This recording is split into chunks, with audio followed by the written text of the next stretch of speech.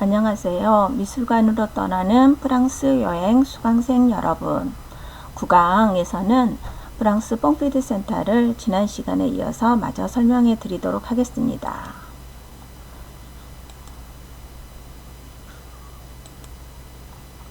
자, 지금 뽕피드 센터에서는 조지아 오키프의 회고전이 열리고 있습니다. 그래서 이렇게 지금 현재 12월까지 열리고 있기 때문에 지난 9월 달부터 12월 6일까지 열리고 있습니다. 그래서 지금 혹시 프랑스에 머물고 계시거나 그런 분들은 한번 방문하시는 것도 대단히 좋은 기회인 것 같습니다. 뽕피드 센터 특별전 형태로 이루어지고 있는 조지아 오키프전은 프랑스 첫 해고전입니다. 조지아 오키프의. 조지아 오키프는 동물의 유골, 사막을 비롯해서 거대한 확대된 꽃그림으로 유명한데요. 그녀는 1887년에 태어나서 1986년에 사망했기 때문에 우리 나이로는 99세, 유럽의 나이로는 98세로 사망을 했습니다. 미국의 작가이고요. 확대된 꽃으로 유명합니다. 이번 전시에서는 회화, 드로잉, 사진 같은 그녀의 연대기를 중심으로 전시를 진행하고 있는데요. 1920년대 미국은 유럽 회화에 비해서 굉장히 떨어져 있었습니다. 그 당시 미국은 아직도 모더니즘 그룹에 에서도 굉장히 전통적인 양식을 취하는 그런 형태의 미국 회화였고, 더군다나 여성 화가는 거의 찾아보기 힘든 시기였습니다.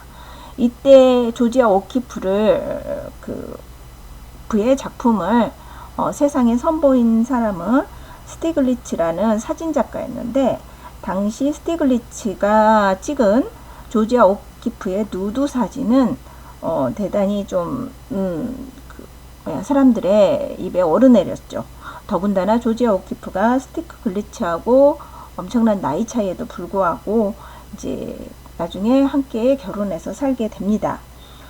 이러한 것 때문에 조지아 오키프는 처음에 굉장히 사람들로부터 입방아에 오르내렸고 어떤 성적인 그런 문제에 대해서 사람들에게 그렇게 좋은 평을 받진 않았습니다. 특히나 그녀의 그림 속에 나오는 초창기의 꽃그림 등이 너무 여성의 성기를 확대한 여성의 생식기를 운유화하는 작품임을 말하고 있는데요. 하지만 조지아 오키프는 나는 이런 프로이트식의 해석을 완강히 거부하겠다라고 얘기하고 있습니다. 처음에는 쉽게 접근할 수 있도록 그녀의 작품들은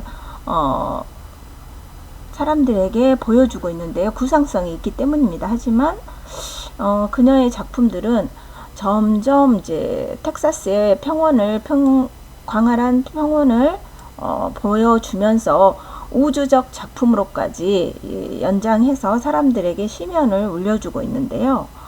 이런 붉은 칸나의 내부, 이렇게 보면은 칸나라는 이미지의 외형만 가지고 왔지, 우리가 이 칸나의 속속들이 작은 부분까지 생각해내지는 못하고 있었습니다. 왜 이렇게 꽃을 확대해서 그리냐라고 사람들이 물어봤겠죠. 조지아 오키프에게. 아무도 나는 진정한 자세로 꽃을 보지 않으려고 하는 현대인들에게 꽃이 얼마나 아름다운지, 꽃의 세계가 얼마나 심오한지를 나는 보여주고 싶었다. 꽃이 너무 작아서 보는데 시간이 걸리고 너무 대충 보는 현대인들에 대해서 내가 대신 꽃을 확대해서 그려놓으면 사람들은 천천히 꽃을 보게 된다라고 얘기를 합니다. 나는 그저 내가 본 것을 그리고 싶었을 뿐이다 라고 얘기하고 있습니다. 레드, 옐로우 그리고 블랙이라는 작품도 이제 소장되어 있고요. 이번 회고전에는 뽕피드 센터의 기존에 갖고 있던 작품하고 또 이제 조지아 오키프 미술관을 통해서 이제 가지고 온 작품, 전 세계적인 작품들, 사진들, 이런 것들이 같이 전시되어 있습니다. 자, 뽕피드 센터에 가시면 이렇게 큰 문구가 있습니다. 1905년에서 1965년을 중심으로 이렇게 이제 모더니즘하고 컨템퍼러리하고 이렇게 나눠지는데, 여기서는 컨템퍼러리 아트는 1980년대 이후라고 이렇게 이제 규정하면서 얘기를 하고 있습니다. 하지만 이제 퐁피두 센터의 핵심은 이 모더니티에 대해서 1905년에서 바로 그 컨템퍼러리 아트 이전까지가 저는 좀 더 중심에 있다라고 보고 있는데요. 특히나 1차 세계대전 이후 파리에서 활약했던 파리 중심의 화가들이 이제 특히나 현대미술 중심의 화가들이 이곳에 대부분 작품들이 와 있습니다. 샤갈도 한때 파리에 와 있었는데요. 에펠탑의 신랑 신부 그 작품을 보실 수 있고요. 대부분의 초현실주의 작가, 추상 표현주의인 칸딘스키, 몬드리안 등의 작품을 관람하실 수 있습니다. 또한 미니멀 아트, 플럭석스, 백남준, 최근 우리 한국 작가들의 작품까지 여기에서 보실 수 있을 것 같습니다. 마르크 샤갈부터 한번 살펴보도록 하겠습니다. 초기에는 큐비즘의 영향을 받았으나 본인이 유대인 특유의 신비성을 융합시킨 독자적인 개성을 강하게 풍기는 작가입니다. 샤갈은 어떠한 유파에도 들어가는 걸 원하지 않았어요. 소박한 동화의 세계나 고향의 생활, 하늘을 나는 연인들을 주제로 즐겨 다루었고요. 자유로운 공상과 풍부한 색채로 보는 사람의 마음을 맑고 깨끗하게 풀어주는 매력이 있습니다. 자, 샤갈의 작품이 여기에 있습니다. 샤갈은 프랑스에서 활동하면서 자신을 쉽게 부르고 기억할 수 있도록 큰 걸음이라는 뜻을 가진 마르크 샤갈로 개명을 합니다. 본격적으로 파리에서 삶을 꾸리는데요. 여기 이제 신혼부부라는 이 작품은 자신의 이제 아내하고 신혼 생활을 했던 자신의 삶을 그린 것입니다. 여기 보면 에펠탑 모양이 있습니다.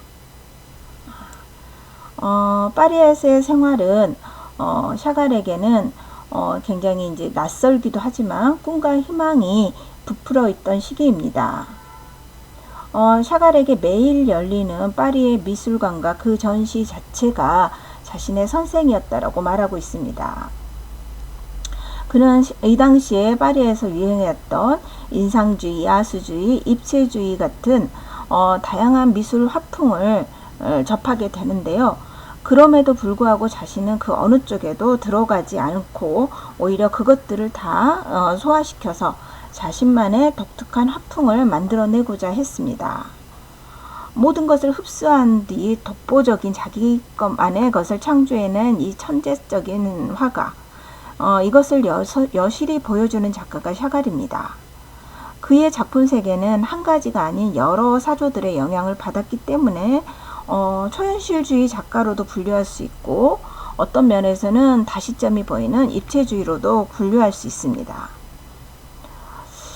이러한 독자성을 갖고 있는 화가들은 굉장히 다양한 재능을 가지고 있다라고도 볼 수 있는데요. 샤갈 같은 경우는 외부에서 어떤 자극을 받으면 자기만의 것으로 재해석해 전혀 다르게 풀어내는 재능이 있었습니다. 어떻게 샤갈은 그럴 수 있었을까요? 이것은 나만의 개성을 표현하고 싶다, 나는 어디에도 속하고 싶지 않다라는 샤갈이 평소에 자기가 가지고 있던 자신의 기질에 대한 설명에서 잘 드러납니다. 특히나 초현실주의 작가들이 굉장히 샤갈을 영입하려고 애를 썼었는데요. 샤갈은 무의식이 아닌 나는 추억을 그린다라고 단호하게 거부했었습니다. 예술의 영감을 예부가 아닌 내면에서 끄집어내려는 샤갈의 예술관에서는 독자성의 비밀이 있습니다. 자, 여기 그녀주의, 샤갈은 특히나 자신의 아내와의 자신의 삶, 자신의 감정, 성서 이야기 등을 자신이 재해석해서 이렇게 작품으로 풀어내고 있습니다. 이제 이번 퐁피두 미술관 두 번째 시간에 주로 추상미술에 대해서 알아볼 것인데요. 추상미술은 그 표현이 물적 객관적인 대상을 떠나서 주관적 순수성을 표시하는 미술을 말하고 있습니다. 이 사조는 이미 낭만주의 시대부터 배태되었으나 예술가가 의식적, 집중적으로 지향하게 된 것은 20세기 들어서면서부터입니다. 특히나 칸딘스키가 1910년에 했던 작품에서 그 출발점을 삼고 있는데요. 그래서 모든 미술 사조에 최초로 기록된 사람 중에 추상미술을 최초로 열었던 사람은 바로 칸딘스키다라고 얘기하고 있습니다. 그래서 추상미술 하면 칸딘스키부터 얘기를 안 할 수가 없습니다. 현실적인 대상의 구체적인 재현보다는 성형, 색채 등 순수 조형의식에 의해서만 자신의 느낌을 표현하겠다. 하지만 추상미술이 어떻게 보면 주관적인 예술이다라고 얘기를 하고 있습니다. 서정적 추상이라고 부르며 비정형의 불규칙한 조형 요소다라고 얘기하는 게 칸딘스키를 위주로 한 서정적 추상주의자들이고요. 기하학적 추상은 수직, 수평, 직선, 원, 다각형 등 정형적인 요소를 표현하고 있다. 기하학적 추상은 몬드리안로 이렇게 이제 대표돼서 설명되고 있습니다. 먼저 칸딘스키입니다. 그는 모스크바 출신이고 화가이자 예술이론가이기도 합니다. 원래 대학에서는 법과 경제학을 공부한 법학자로 있다가 모네의 작품 집단을 보고 감명을 받습니다. 모네는 여러 작가들에게 굉장히 큰 감동과 감명을 주었던 작가 같습니다. 그래서 법학자로 잘 살던 칸딘스키가 모네의 그림을 보고 화가가 되고 싶어서 30세에 그림 공부를 시작을 했어요. 청기사파의 일원이 되었고 추상미술 이론가로 활동했다가 선명한 색채로서 교양학적인 칸딘스키는 굉장히 음악적인 어떤 그런 지식도 굉장히 많아서 회화에서 음악적 요소를 돋보이도록 하고자 했습니다. 역동적인 추상 표현을 한 뒤에 관찰한 뒤 점차 기하학적 형태에 의한 구상적 양식으로 들어가서 독자적 발자취를 남기는 작품을 합니다. 이런 칸딘스키의 작품을 서정적 추상이라고 부르고 있습니다. 어떤 작가의 내면적 감흥이나 감동을 비구상적인 형태나 색채로 주정적이고 뜨겁게 화면을 구성한다고 해서 서정적 추상이라고 부르고 있고요. 그래서 이제 추상회화란 칸딘스키는 자연으로부터 독립된 존재이고 인간의 정신이 강조되어야 된다고 얘기를 하고 있습니다. 그는 특히나 내적 필연성, 고로부터 이어온 이런 내적 필연성을 굉장히 강조합니다. 칸딘스키의 이런 회화들이 추상미술을 열었던 작품들인데요. 노랑, 빨강, 파랑이라는 작품에서 보면은 순수한 삼원색, 이런 삼원색의 연구를 통해서 완전한 추상을 추구하고 있습니다. 기하학적 추상을 추구했던 몬드리안입니다. 그는 네덜란드 화가이고요. 훨씬 더 칸딘스키에 비해서 더 절제된 그림을 그립니다. 그가 추상미술을 한다 그래서 구상을 전혀 하지 않았던 건 아닙니다. 빨간 나무라는 작품을 보면은 처음에 나무를 자세히 그렸다가 점점 추상화되어가는 과정들을 보여주고 있습니다. 몬드리안 같은 경우는 모든 것의 질서와 비율과 균형의 미의 핵심이다라고 보고 있습니다. 자, 몬드리안 같은 추상미술을 기하학적 추상이라고 부르는데요. 선과 면의 기하학적 요소로 면의 분할, 색채의 조화를 표현하여 주지적이고 차가운 느낌으로 절제된 화면을 구성하고 있습니다. 구도를 정하는 데도 있어서도 수학적 계산에 의한 기하학적인 형태를 사용하고 있습니다. 이런 걸 신조형주의 시기라고 부르고 있습니다. 뽕피드 센터에는 뉴욕시티 연작의 첫 번째 작품이 여기에 소장되어 있습니다. 그는 이 회화의 가장 기본적인 요소인 수직선과 수평선, 노랑, 빨강, 파랑만을 사용하고 있습니다. 미술 작품을 몬드리안 같은 경우는 화가 개인의 기질이나 순간적인 인상에서 해방시켜서 현실의 단편이 아닌 명상적이고 우주적인 조화에 대한 포괄적인 고찰을 회화를 통해서 해야 된다라고 얘기하고 있습니다. 그는 이렇게 직각으로 엮어진 색들의 띠들이 교차하는 지점, 이렇게 색과 색이 교차하는 지점들이 있죠. 이런 지점에서 에너지가 나온다라고 보고 있습니다. 또한 뉴욕시의 전기불빛과 리드미컬한 분위기를 나는 표현하려고 했다라고 얘기하고도 있습니다. 자세히 보니 그렇게 반듯하지만은 않습니다. 여기 보면 연필선도 좀 보입니다. 화가의 작품은 가까이서 보았을 때와 멀리서 보았을 때 그 느낌이 다르죠. 그래서 먼저 멀리서 보고 또 가까이서 보면서 그 작가의 어떤 행위, 이 붓자국의 흐름도 보는 것도 미술 감상의 한 중요한 포인트이기도 합니다. 호안 미로 같은 경우는 저도 좋아하는 작가인데요. 굉장히 그림이 명상적이면서도 또 아이 같은 어떤 그런 느낌이 보이고 있습니다. 여기에는 블루 시리즈 3점이 있습니다. 여기 대형 작품들인데요. 블루 시리즈의 작품들이 뽕피드 센터에 들어가 있고 그 외에도 호안 미로의 작품들이 몇 점 더 있습니다.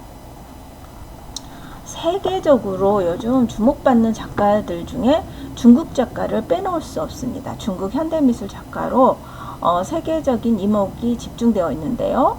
2006년에서 2007년 작품이 가장 많이 팔린 500명 작가 리스트에 중국 작가가 무려 157명이나 올라와 있습니다. 어마어마한 수치죠. 작품 가격 또한 2001년에 비해서 780%나 올랐고 무려 작가는 35명의 작품 가격이 100만 달러 대열에 올라와서 세계 미술 시장을 흔들고 있습니다. 여기 빵리준이 있습니다. 빵리준 같은 경우는 허베이성 한단시 태생입니다. 그는 워낙 그의 집안은 부유하게 자랐었는데 대지주였습니다. 베이징 예술대학 중앙미술학원을 다녔고요. 그는 판학과를 졸업을 했습니다. 그는 63년생인데요. 그래서 굉장히 아직도 청년 작가이기도 합니다. 천안문 사태가 89년에 일어나면서 그의 집안은 굉장한 곤란한 입장에 처했습니다. 분노한 민중들에 의해서 비주류와 반항의 의미를 담긴 작품을 담은 대머리 작품을 그리기 시작했는데요. 그가 겪은 문화대혁명 시대에 당시 대지주였다는 이유만으로 자신의 집안이 불량자로 몰렸고 목매한 민중들에 의해서 굉장히 집이 이제 가족들이 험난한 시기를 겪습니다. 이러한 과정들을 겪으면서 중국에 대해서 중국 사회, 중국 민중들에 대해서 냉소적인 태도를 갖게 되는데요. 그의 작품을 냉소적 사실주의라고 부르고 있습니다. 이 시기에 중국에 살면서 예술, 인간의 가치, 도덕에 대한 견해를 자신의 이런 대머리 남자를 통해서 표현하고자 하였는데요. 그는 대머리를 일종의 건달들로 표현을 했습니다. 가족과 친구들의 영향을 받았고 자유와 청렴, 그 다음에 변화를 만들어내는 의지를 표현한다라고 얘기하고 있습니다. 그는 한 인터뷰에서 대머리 인물을 통해서 화가들의 삶에 대한 메시지를 전하고 싶다. 대머리는 전통 중국인 남성으로 멍청하거나 어리석다고 여겨진다고 합니다. 유럽에서는 대머리 남성이 굉장히 남성미의 상징이기도 합니다. 하지만 이러한 빵리준에 대해서 아퀴의 이미지를 만들어 국제시장에 내다판 매국노라라는 비난도 한쪽에서는 쏟아지고 있습니다. 그의 그림에서는 물과 꽃도 자주 나오는 요소 중에 하나인데요. 빵리준의 그림에서 물은 큰 역할을 합니다. 그는 자신의 목소리가 없는 것 같고 중국 사회가 좀 통제가 심하죠. 이러한 사회 구조에서 무력하며 스스로 결정을 내리거나 진실을 말할 수도 없는 것에 대한 그는 굉장히 중국 사회에 대해서 고통을 느꼈다고 합니다. 이러한 빵리준을 포함해서 중국 4대 천왕이라고 부르고 있는데요. 장샤오강, 왕강이, 위엔민중, 빵리준 이렇게 중국 4대 천왕이라고 부르면서 중국에서는 그들을 대중 스타화합니다. 중국 사람들은 원톱보다는 이렇게 여러 명을 한꺼번에 선발해서 브랜드화 시키는 특징이 있는데요. 그것은 원톱이 가지고 있는 어떤 선발의 위험성을 줄이기도 하고 대중문화가 어떤 이런 이끌어 나가는 데 있어서 이미지를 비슷하게 끌고 갈 필요도 있기 때문입니다. 자, 무제라고 하는 빵리준의 이 작품이 뽕피드 센터에 소장되어 있습니다. 개혁개방 이후 중국 사회에 대한 냉소와 조롱, 해악과 풍자를 녹여낸 냉소적 사실주의 작품으로 대머리를 깎은 사람들이 있는 모습을 반복적인 얼굴에 주황색을 써서 그 인상을 더 강하게 느껴지도록 하고 있습니다. 7개의 패널로 만들어진 종이의 목판화 작품입니다.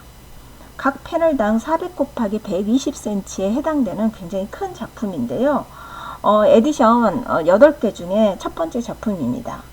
뽕피드 센터에서는 2004년에 구매했고요. 이러한 뽕피드는 그의 작품 속에 개인의 내적 갈등과 사회 구조 사이의 충돌을 보여주려고 하는데요. 어딘지 모르게 이렇게 멍청해 보이는 대머리 남성을 통해서 중국 사회를 좀 해학적으로 풀어내고 있습니다. 자, 우리나라 작가 3명이 얼마 전에 뽕피드 센터에 영구 소장됐다는 신문 기사가 이렇게 나와 있습니다. 그 사람들은 단색화 작가로 초창기 우리나라 단색화를 이끌었던 권영우, 박서보, 하종현의 작품이 영구 소장되었다라고 이제 지금 나와 있습니다. 1970년대 단색화에 주목되어 있다라고 얘기하는데요. 단색화는 우리나라 고유의 명칭이 되었습니다. 우리나라 미술을 알리는 고유한 용어로 우리나라 말 단색화가 영문으로 표기되어서 나오고 있습니다. 권용우의 채색 한지 2점, 박소보의 채색 몇법 1점, 하종현의 접합작품 1점, 이렇게 이제 4점이 토탈 뽕피드 센터에 이제 소장되었는데요. 어떻게 보면은 굉장히 영광스럽기도 하고, 한국 미술이 단색화로 좀 집중되는 거에 대한 우려점도 있습니다. 서양 사람들은 우리나라 작가들의 이러한 고유한 행위성과 촉각성, 정신성이 고스란히 담겨있는 단색화 작품들을 일종의 수행으로 보고 있기 때문입니다. 자, 권영우의 작품입니다. 권영우의 작품에 채색 한지 회화가 들어있는데요. 한지의 반복적 패턴으로 구멍을 뚫고, 이렇게 구멍을 뚫고 선을 그어 만들어 색을 들이는, 이렇게 한지기 때문에 스며 나오겠죠. 스며들게 하는 우연적 효과를 활용하고 있습니다. 서양의 과슈라는 불투명 수채화 같은 재료와 동양의 먹을 함께 사용하는 특징이 있습니다. 박소보의 묘법 작품인데요. 박소보는 지금 90살입니다. 1950년부터 한국 앵포르멜 운동의 주도적 역할을 했던 인물입니다. 그가 1970년대에 시작한 묘법 연작은 한지를, 우리나라 작가들 중에 특히나 한지를 많이 활용을 하는데요. 사용한 화면 안에 반복적 성급기를 통해서 이뤄낸 작품입니다. 한때는 이런 단색화 작품이 벽지 같다라는 비난도 받은 적이 있습니다. 하종현의 작품 접합입니다. 하종현은 지금 현재 86세입니다. 대단합니다. 우리나라 작가들의 오리 굵은 마포 뒷면에 두꺼운 물감을 발라서 나이프나 붓, 주걱 등으로 밀어내면서 사용하는 배합법을 통해서 작품의 물질과 행위, 인간의 행위가 결합된 작품을 보여줍니다. 그는 전위 미술가 그룹인 한국 아방가르드 협회 AG를 결성한 1969년부터 70년대 중반까지 석고, 신문지, 루프 등 오브제를 중심으로 한 물성 탐구의 시간과 기간을 보냈었습니다. 특히나 이 접합 작품은 하종현의 대표적인 작품, 물성 작품이기도 합니다. 자, 파리 뽕피드 센터 남쪽에 있는 스트라빈스키 광장에 가시면 이렇게 그 키네딕 작품들, 분수 작품들을 볼 수 있는데요. 스트라빈스키를 기념하기 위한 이 분수에는 불새를 형상한 새 조각을 비롯해서 코끼리, 뱀 등 다양한 형태의 움직임을 보여주는 작품들이 있습니다. 여기에는 니키드 생팔과 장 팅겔리의 작품이 함께 협업되어서 나오고 있는데요. 이렇게 니키드 생팔의 작품이 있고 움직이는 장 팅겔리의 작품이 함께 있습니다. 알록달록한 조형물, 니키드 생팔은 이런 알록달록한 조형물로 유명한데요. 원래 니키드 생팔의 나나 시리즈는 여성에 대한 주제를 가장 잘 표현하고 있는데요. 나나라는 여자는 프랑스 말로 게지바이, 젊은 여자를 비유해서 부르는 단어입니다. 자, 여성의 자유, 생명의 자유, 생명의 충만함을 표현하고자 했으며 니키드 생팔은 억압된 여성을 위한 해방성을 나는 주제의 중심에 담고 있다고 얘기하고 있습니다. 니키드 생팔은 고통스러운 분열증을 벗어나기 위해서 나는 치료의 목적으로 나나라는 여성을 가지고 작업하기 시작했는데 이제 그것이 나를 치유해줬고 많은 사람들에게 행복을 줄 것이라고 얘기하고 있습니다. 이렇게 퐁피드 센터 앞 광장에는 다양하고 자유롭게 예술 활동을 하는 화가, 연주가, 마인가, 퍼포먼스, 이런 그 비눗방울을 공연하는 사람부터 해서 자유로운 분위기가 연출되고 있고 늘 사람이 붐비고 있습니다. 이제 코로나19가 어느 정도 종식되고 나면 이 파리 시내에 가서 퐁피드 센터 앞에서 이런 자유로움만 만끽한다 해도 오늘 우리가 얼마나 자유로운지, 이 생이 얼마나 찬란한지를 알 수 있을 것 같습니다. 자, 이상으로 퐁피드 센터에 대한 설명을 마무리하도록 하겠습니다. 감사합니다.